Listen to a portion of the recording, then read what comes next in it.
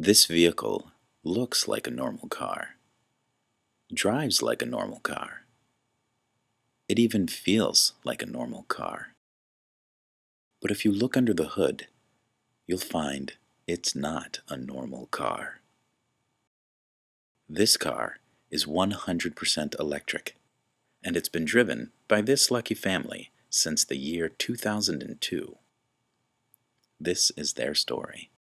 Do you want to drive over there? Yeah, let's have a look. Okay, let's go. There's a little ready thing on the dash that you'll want to capture. Oh yeah, instead of gas, there's a fuel, which is electric fuel, and then a voltmeter on the dash. And so now if you listen carefully, I'm going to start the car. Here's the key. The reason they put the ready sign there is because when you turn the ignition, you can't hear that it's on, and so you wonder, is it really on? So fortunately, you just look and see if it's registered. We're going to the freeway now, right? Yep. Okay. What do most people ask you? Mostly, is this really an electric car? Is it all electric? Do we use gas? People are always trying to say, you sure? You don't use any gas? What are their reactions usually? Where can I get one?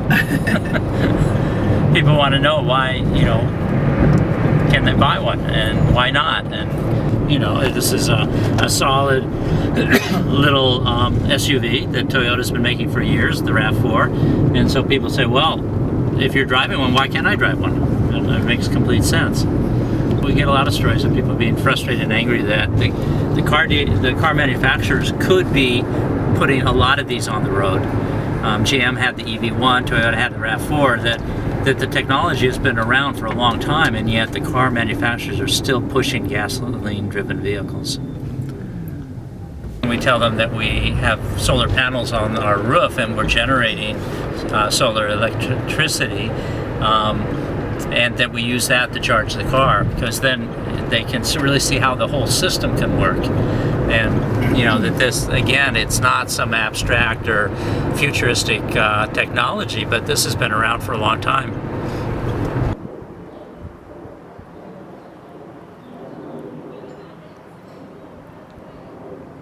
So how do you charge the vehicle? That's very simple. I'll show you. First I come to the car, and there's a little button. I press that little button and it opens this slot here. I come over to the charger, pull it out. That's it. And how long does it take to fully charge? It generally takes 3 or 4 hours for a full charge. We charge it in the middle of the night. How often do you charge it? Well, it depends a lot how much we drive. We have about 100-mile range. So for us, when Mickey was commuting 50 miles a day to San Francisco and back, every day or two we charge. Now, probably every 3 or 4 or 5 days, because 100 miles will take you a lot of trips around the local area. Everybody always wants to see under the hood. Oops, I'm not good at this. That's a good line. It's true. I mean, I park on the street. People are so interested. The box. So it still has a battery, but that's not the battery. Yeah, that little battery runs the lights, the windshield wipers, and the starter. What kind of battery? What style? Nickel metal hydride is the type of battery. People have been getting anywhere from 100 to 150,000 miles on the batteries. So we're at about 80,000 and have had no problems at all with our batteries. We don't take it in very often for service because it doesn't have a gasoline engine, and it's a very simple mechanical system. So mostly we just have to check for brakes and the tires. Maintenance is really a low scale affair with this. So no oil changes? No oil changes. No spark plugs. Right. There's a box inside here.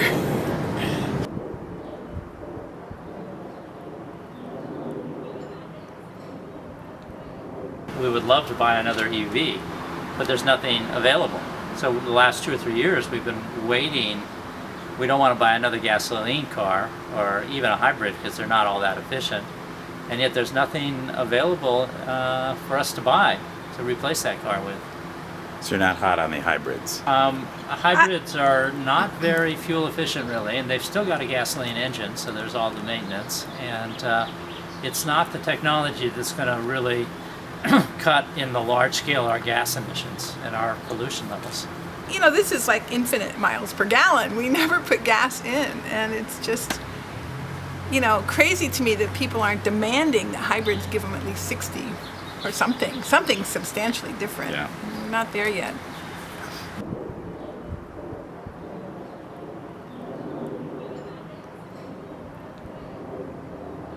Right here is City Hall on the left, and right past City Hall are two electric vehicle parking places, which means that they're not far from movie theaters and places to go to see plays. There's the signs. They had to add the one that says hybrid vehicles prohibited because, you know, this is Berkeley and there's many hybrids.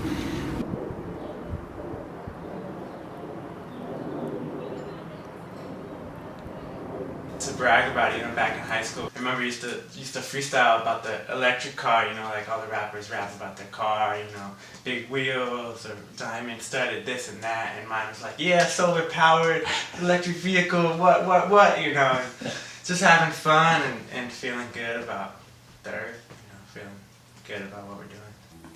You know, I mean, it's clear that the auto manufacturers, as well as the oil companies, will go to any length to maintain a monopoly on the transportation in this country.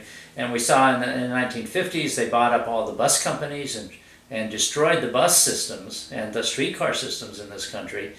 And today it's very similar. They're being pushed reluctantly, step by step, into electric technology, electric vehicles, but they're at the same time, every step they're sabotaging the efforts for different kinds of standards, for different kind of infrastructure, for various kinds of support around electric cars.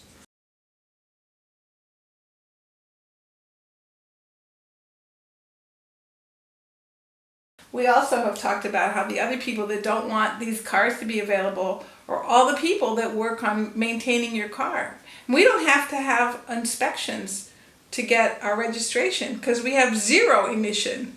So all of those smog tests and all those garages and mechanics, you know, if this was really widely available, a lot of people would not be employed that way. You see it also parallel with the solar industry, how the oil companies are buying the solar startups, the solar companies, and then that way they're able to, you know, control the alternatives and, you know, release a certain amount of them or not, and make that information available or not, and, you know, continue their monopoly in any of those areas. They don't want to have people making electricity on the roof of our house and plugging in our car and driving. It's independence. It's great independence. We roll electrically, powered by the sun, manifest the many, down into the one. The solutions are here, right within our grasp, building towards the future and healing the past. It's time to start working towards sustainable living, time to harmonize with the natural rhythm. Don't listen to the pundits, listen to your heart. Alternatives are here, and you can do your part. It's time to start working towards sustainable living, time to harmonize with the natural rhythm. Don't listen to the pundits, listen to your heart. Alternatives are here. Come on and do your part.